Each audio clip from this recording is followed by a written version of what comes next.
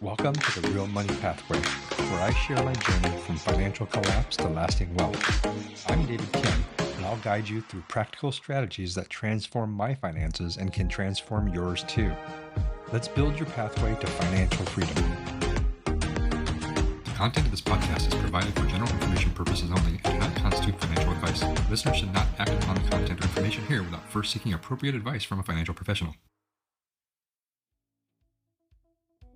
Welcome back to the Real Money Pathway.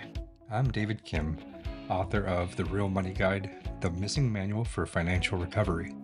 If you've been with us from the beginning, you know I've shared my journey from financial collapse to rebuilding, including the emotional impact that financial trauma can have on every aspect of our lives. Today, we're taking the next step by creating a structured approach to financial recovery. A roadmap that can guide you from wherever you are now to genuine financial stability. Because if there's one thing I learned during my own rebuilding process, it's that scattered efforts, no matter how well-intentioned, can't replace a systematic plan. I still remember the moment I realized this truth. It was about 3 months after my bankruptcy filing. I was sitting at Casey's kitchen table, surrounded by bills, bank statements, and a legal pad filled with disconnected financial notes. I'd been working really hard, taking whatever consulting jobs I could find, cutting expenses to the bone, trying to rebuild my credit, but it felt like I was running in circles rather than making real progress. I'm doing everything I can, I told Casey, frustration just evident in my voice, but I don't feel any closer to stability. Casey looked at the scattered papers and asked a simple question. What's your plan? Now, what are you doing? What's your plan? Your systematic approach with clear milestones and a defined path forward? That question led me to develop the Recovery Tracker that ultimately took me from bankruptcy to big tech leadership over the course of several years. Today, I want to share that framework, the one that emerged from that kitchen table moment, a structured approach to financial recovery that you can adapt to your own situation, whether you're rebuilding after a major setback or simply strengthening your financial foundation. The foundation of any effective recovery plan is a brutally honest assessment of your current financial reality. This assessment isn't about judgment or blame. It's about creating a clear starting point for your journey forward. When I first sat down to assess my post-bankruptcy reality, the numbers were pretty stark. 0 net worth, limited income prospects from my newly started consulting business, a secured credit card with a $300 limit, basic checking account that I struggled to open. My credit score had plummeted to the low 400s, and I was living in a 400 square foot studio apartment with minimal possessions. Documenting this reality should have been, but really wasn't easy. Each figure I wrote down felt like a reminder of failure, but I soon realized that this assessment wasn't about looking backwards. It was about creating an accurate map of my current position so I could chart a course forward. The most effective assessment covers these 4 key areas. First, document your assets. This includes bank account balances, investment accounts, retirement funds, vehicle values, and any possession with significant value.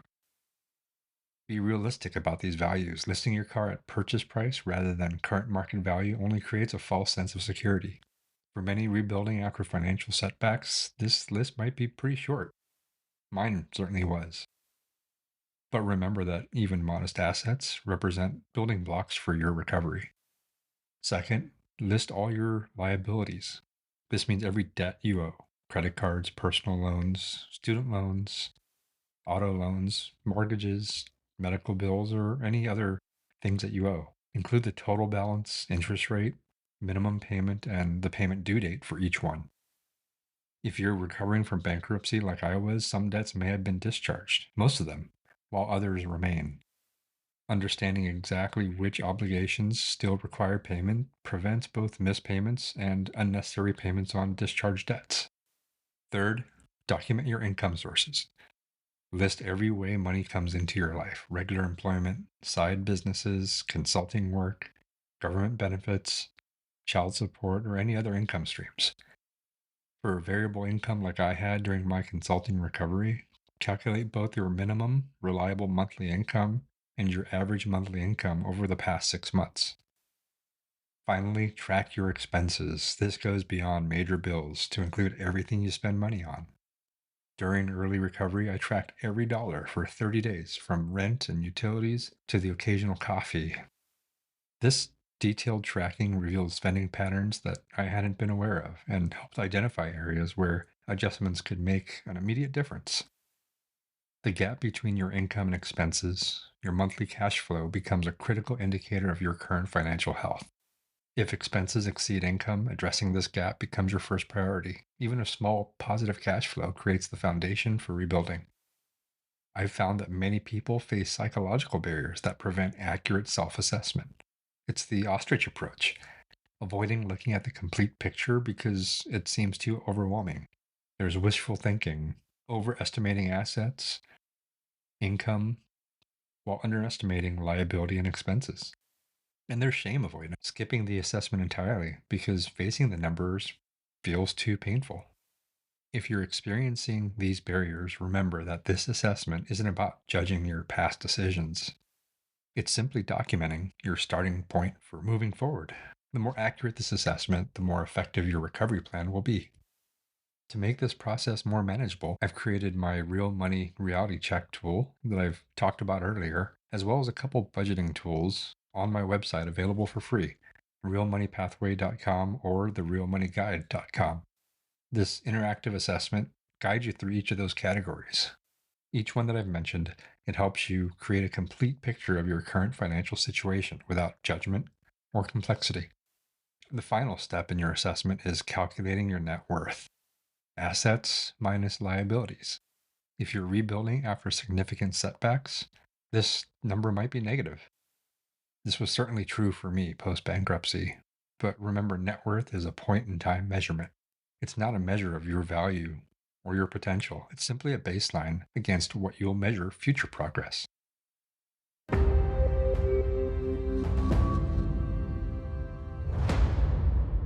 So now, with a clear understanding of your starting point, the next step is creating a realistic timeline for your financial recovery. This timeline provides structure for your journey while breaking what might seem like an overwhelming process into actually manageable phases. I've found that the most effective recovery timelines include 4 phases: immediate stabilization, short term rebuilding, midterm growth, and then, of course, long term security. Let me explain how I applied these phases in my own recovery. The immediate stabilization phase focused on the first 90 days after my bankruptcy. The primary goals were establishing basic financial functions, ensuring all my essential bills were current, creating minimal cash reserves, and stopping any further financial deterioration. Success in this phase wasn't measured by improvements in net worth, but by creating a stable foundation from which rebuilding can begin.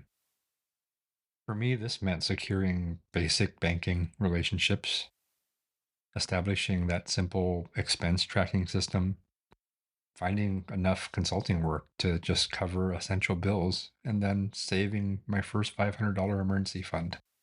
None of these achievements were impressive by any standards, but they represented crucial first steps towards stability.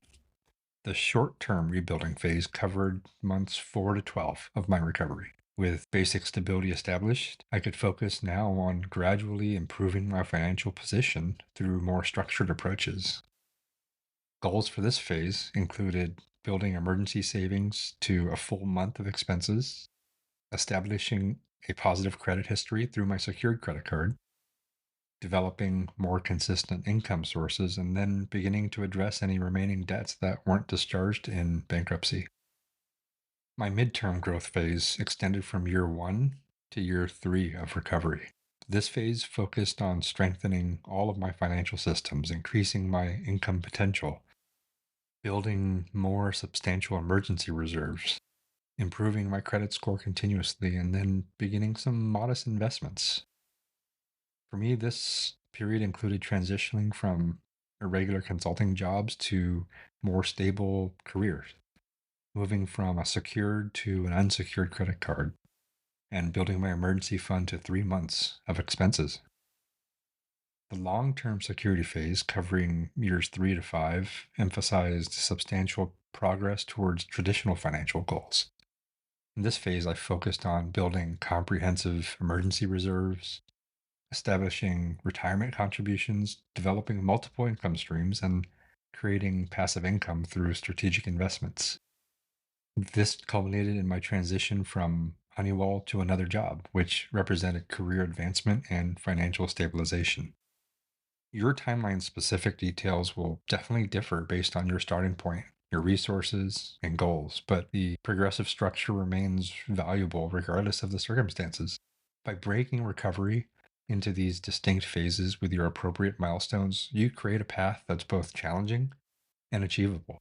When creating your timeline, I recommend you work backwards from where you want to be in 5 years, then determining what needs to happen each period prior to make that destination possible. This working backwards planning approach ensures that each phase builds logically towards your longer term goals rather than consisting of disconnected efforts. It's important also to recognize that recovery timelines rarely progress exactly as you plan it.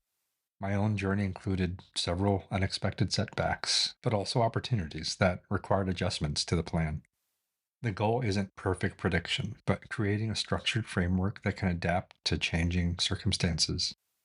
Winston Churchill said, "Perfection is the enemy of progress." So take what you can, follow the plan, and adjust. My Honeywell opportunity arrived earlier than expected in my recovery plan, accelerating some of my timeline significantly. Conversely, some client projects ended prematurely, creating temporary setbacks that required some adjustments while maintaining my strategic direction.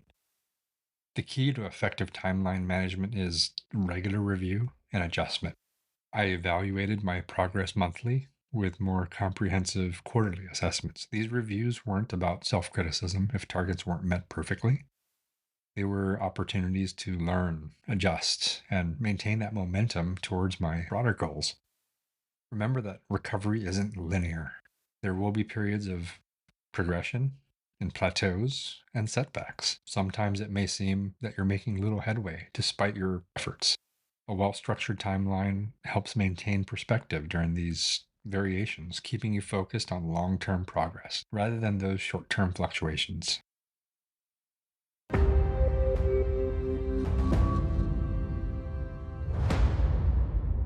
When rebuilding after financial setbacks, the foundation matters more than anything else. Just as you wouldn't build a house on sand, you can't build lasting financial security on unstable financial practices. This means focusing first on basic financial management before advancing to more sophisticated strategies. Many people make that mistake of jumping ahead to investment strategies, complex financial products, before establishing fundamental financial stability. I've seen individuals still carry high interest credit card debt while they try to optimize their investment returns, or others without basic emergency savings, but focusing on tax optimization. While these advanced approaches have their place, they can't compensate for an unstable financial foundation. During my early recovery, I forced myself to focus on four fundamental areas before considering any more advanced financial strategies. These core elements: cash flow management, emergency reserves, banking, and credit rebuilding. These all created the foundation upon which all subsequent progress would be built.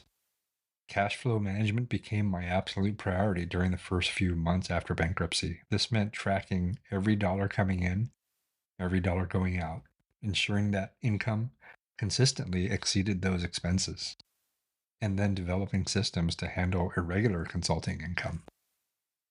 I created a survival minimum for myself, the bare bones monthly expenses required to maintain housing, utilities, food, and transportation. For me, this came to approximately $1,600 per month. I then determined that I needed to generate at least $2,000 monthly to cover these essentials while gradually building reserves.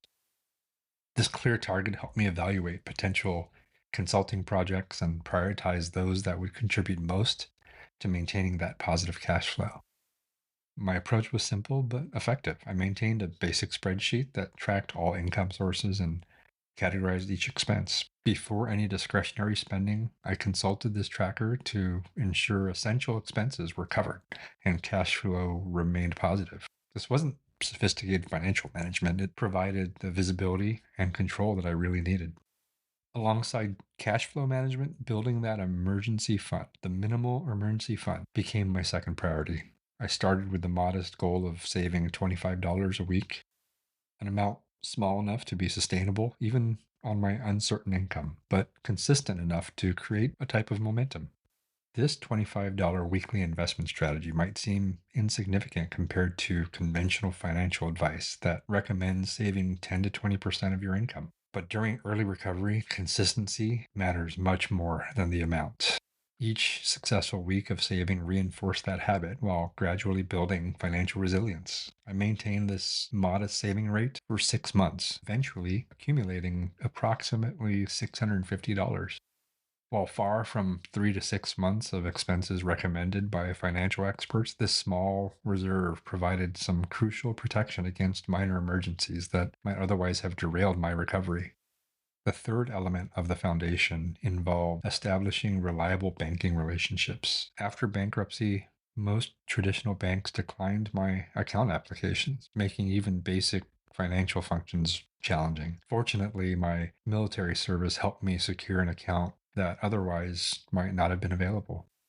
These basic banking relationships provided the infrastructure needed for financial rebuilding, allowing me to receive payments, manage expenses, and gradually rebuild financial stability. The fourth foundational element focuses on early credit rebuilding. My secured credit card with its $300 limit became a crucial tool in this process. I used it only for small, planned expenses like gas, but I made sure I paid it every month. This disciplined approach wasn't about accessing credit, but about rebuilding my credit history. Each on time payment created a positive entry on my credit report, gradually establishing a pattern of reliability that would support future financial options. So, these four elements, cash flow management, minimal emergency savings, basic banking, and early credit rebuilding, might all seem very basic compared to sophisticated financial strategies, but they do provide a stable foundation without which no lasting financial progress can be possible. Many people underestimate the importance of these four basics, either because they seem too simple or because they lack the immediate gratification of advanced approaches. But mastering these fundamentals creates both financial stability and the confidence needed for long term success. As you build your own recovery roadmap, I encourage you to honestly assess whether these foundational elements are firmly in place. Even if you're eager to advance to investment strategies or wealth building, ensure your foundation can support these more sophisticated approaches. The most impressive financial strategies can't compensate for fundamental instability. Remember that foundation building isn't a one time achievement, but it's an ongoing practice. Even as my financial situation improved dramatically in later years, I maintained these core habits, tracking cash flow, maintaining the appropriate emergency reserves, nurturing my banking relationships, and protecting my credit profile. These practices have served me well, not just during my early recovery, but even now throughout my journey to financial security.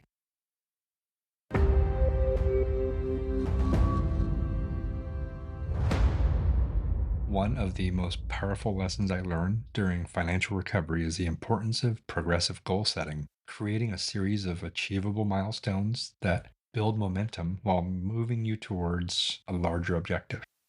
Traditional financial advice often focuses on ambitious targets like save 6 months of expenses or eliminate all of your debt, which can really seem and feel overwhelming when you're starting from a really difficult position. While these larger goals do matter, breaking them into smaller sequential achievements creates both practical progress and psychological momentum. I discovered this principle during my early rebuilding phase when my friend Casey suggested breaking my emergency fund goal into smaller increments. Instead of focusing on saving 3 months of expenses, $5,000 at the time, we established progressive milestones, $500 first, and then 1,000, and then 1 month of expenses, and so on. Each milestone became a distinct victory to celebrate rather than merely a step towards a distant goal. This approach transformed what could have felt like an insurmountable challenge into a series of actually achievable targets. each building confidence for the next. I applied the same progressive approach across all of my areas of financial rebuilding. For credit improvement, I set milestone scores starting with getting to 500, then 550, 600, 650, and so on. Each threshold represented meaningful progress while actually contributing to my overall credit rehabilitation. For income development, I established progressive consulting revenue targets, beginning with consistent monthly income of 2,000, and then 3, and then 4,000, and then eventually exceeding 10,000 monthly before my transition to Honeywell. For net worth improvement, I tracked my journey from negative and my first goal being let's get to zero, and then to an actual positive milestone of 5,000, $10,000, 25,000, 50,000, and beyond. A progression from approximately negative 450,000, then through bankruptcy, and then to 100,000, 200,000, and more, demonstrated that power of consistency and progress over time. What makes progressive goal setting so effective is the momentum it creates. Each achieved milestone provides you with tangible evidence that it's possible, the progress is possible, building confidence for tackling even larger challenges. This psychological reinforcement proves particularly valuable during financial recovery when doubt and discouragement can undermine even really well designed plans. I found that celebrating these milestones, even in small ways, reinforced positive financial behaviors. When I reached my first $1,000 in emergency savings, I had a modest celebration dinner. When my credit score crossed 600, I took an evening off work to go out to a movie. These small acknowledgments of progress help maintain motivation throughout my rebuilding process. Another benefit of progressive goals is their flexibility during changing circumstances. When unexpected challenges arose, like a slow month for consulting, I could adjust the timeline for reaching specific milestones without abandoning my broader recovery plan. This adaptability prevented temporary setbacks from becoming permanent derailments. The stacked small achievements approach proved more sustainable than pursuing ambitious targets that might have seemed perpetually out of reach. The consistent experience of setting goals, working towards them, and achieving them created this pattern of success that gradually replaced previous patterns of discouragement. My progression from a $500 emergency fund during early recovery to $200,000 net worth didn't happen through dramatic financial windfalls, but through consistent small improvements compounding over time. Each achieved milestone laid the foundation for the next, creating a momentum that would eventually carry me beyond what seemed possible during those early post bankruptcy days. As you develop your own recovery roadmap, I encourage you to incorporate this progressive approach to goal setting. Identify your larger objectives, then break them down into smaller milestones that provide you both direction and encouragement along the way. Then celebrate when you reach those milestones. Remember that financial recovery isn't about perfection, but progress. Some milestones might take longer than expected, while others might come more quickly. The key is maintaining that forward momentum through a series of achievable targets rather than becoming discouraged by the distance to your ultimate destination.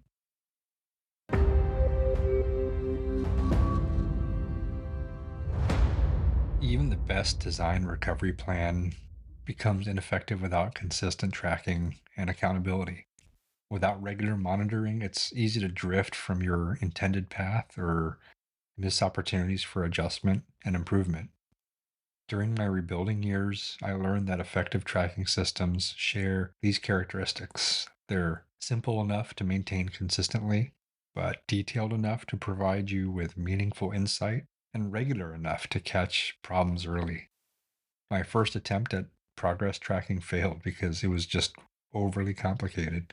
I created a super complicated Excel spreadsheet with dozens of tabs that quickly became overwhelming to update. After several weeks of inconsistent use, I basically abandoned it entirely. This taught me an important lesson. The perfect tracking system you don't use is way worse than a simple system you maintain consistently. I eventually developed a straightforward weekly financial check in that took 15 minutes but provided the crucial visibility into my recovery progress. Every Sunday evening, I would update my current account balances, calculate my net worth, review the past week's income and expenses, note progress towards current financial goals, and then identify any concerns requiring attention. This simple routine provided the awareness I needed without becoming a burden. The consistency of these weekly check ins helped me spot trends before they became problems and then maintain focus on my recovery priorities. In addition to these weekly reviews, I conducted more comprehensive monthly and quarterly assessments. The monthly review focused on comparing actual results to planned targets, while quarterly sessions involved deeper evaluation of overall recovery progress and strategy adjustments as needed. What made these reviews effective wasn't, again, their complexity, but it was the consistency. By establishing them as non negotiable appointments with myself, I ensured that financial awareness became a habit rather than an occasional exercise triggered by problems. But tracking involves much more than just looking at numbers. It requires a truly honest assessment of what those numbers reveal. When metrics showed that I wasn't making expected progress, I forced myself to identify the actual causes rather than making an excuse or adjusting the targets downwards. For example, when my consulting income fell below targets for 2 consecutive months, my tracking system revealed the pattern early enough to make adjustments. Rather than simply accepting lower income, I examined my business development activities and discovered I'd been neglecting prospecting. This awareness allowed me to correct course before the situation became critical. Accountability also played a crucial role in my tracking system. During early recovery, I shared monthly progress reports with Casey, who provided encouragement and honest feedback. Later on, Lacey became my accountability partner, reviewing quarterly goals and celebrating those achievements together. This external accountability created additional motivation to maintain progress even during challenging periods. Technology can significantly enhance tracking effectiveness, but it should not replace personal engagement. Today's digital tools offers so many sophisticated tracking capabilities, but they're only most valuable when supporting your understanding rather than replacing it. During my early recovery, my tracking system was pretty low tech, a simple spreadsheet and handwritten journal entries. As my situation improved, I gradually incorporated more sophisticated tools, but the fundamental practice of regular personal engagement with my financial data, that's what remained constant. For those rebuilding after significant setbacks, tracking small wins becomes especially important. During my early recovery phase, I maintained a small log of those victories, a simple list of financial achievements, no matter how modest. My entries were my first month with positive cash flow, or secured credit card limit increased to $500. These all might seem insignificant by now, but they represented meaningful progress for me that really deserved acknowledgement. My financial recovery milestone tracker that I've developed for my website, therealmoneyguide.com, as well as the podcast website, realmoneypathway.com, it incorporates all of these insights into a really friendly system. It's free and it can help you establish appropriate recovery milestones, track your progress visually, and maintain consistent awareness without overwhelming complexity. Whatever tracking system you use, however, remember that its primary purpose is supporting your recovery journey, not creating additional stress. The system should provide meaningful insight while remaining sustainable through changing circumstances. Effective tracking isn't about perfect adherence to these predetermined plans. It's about maintaining awareness, identifying both challenges and opportunities, and making informed adjustments as needed. Sometimes the most valuable insights come not from achievements, but from understanding why certain targets weren't met.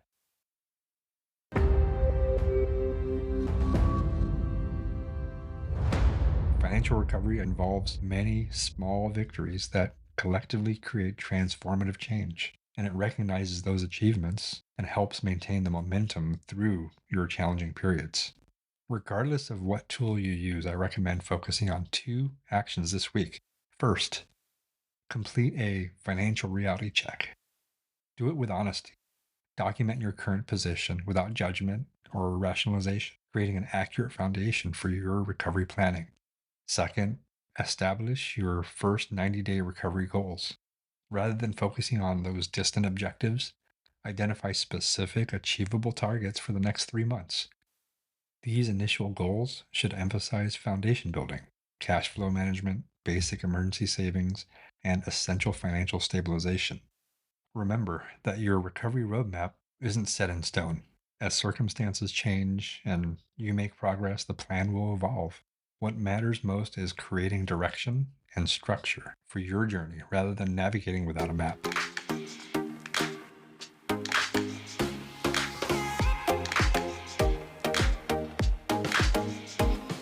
Today, we've explored the key elements of creating a structured financial recovery roadmap.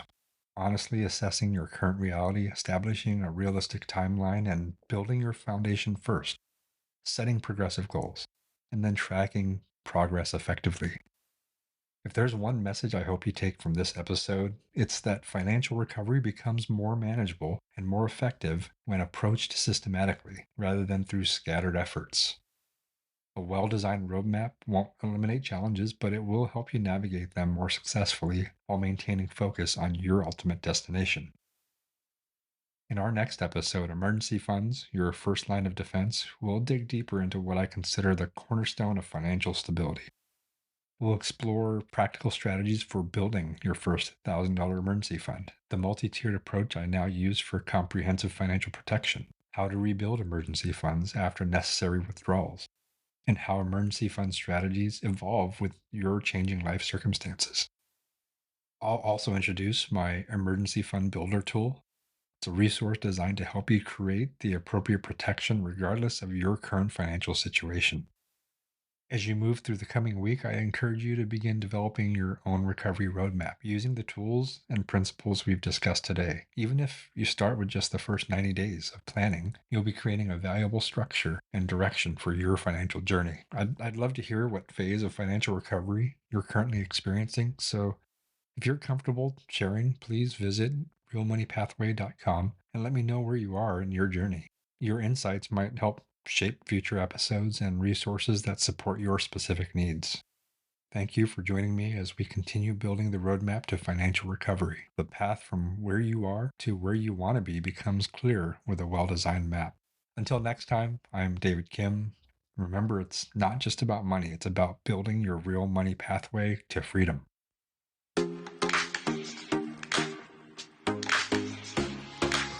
Thanks for joining me on the Real Money Pathway podcast. I'm David Kim, reminding you that financial success isn't about perfection, it's about progress. So subscribe now for more strategies, and remember, your journey to lasting wealth starts with the very next decision you make.